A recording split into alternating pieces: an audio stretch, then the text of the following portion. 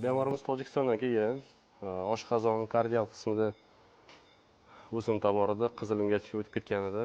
Bemorimiz 6 kurs ximiya olgan, ximiyadan keyin ancha rezultat bo'lgan. Ovqat yeyish, hazm qilish xususiyati bo'lmagan, qusish, ko'nglanish har doim bo'lgan. Bir kun oldin operatsiya bo'ldik, laparoskopik gastrektomiya amaliyotini o'tkazdik bemorimizga. Hozirgi holatimizda bemorimiz ahvoli stabilni, dinamikalari tinch, analizlarni ko'rdik. Normada analizlari. Hozir operatsiya qilamiz. Bugungi analizlarni ko'raylik, hammasi yaxshi bo'lsa, bo'yinga operatsiya qilamiz bemorimizni.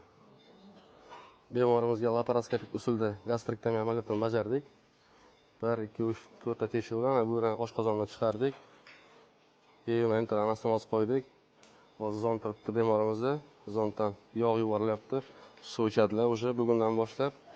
Bemorimiz aktiv, yurishni boshlaganlar. Peristaltika eshitiladi. Dinamika stabilni, dinamika yaxshi.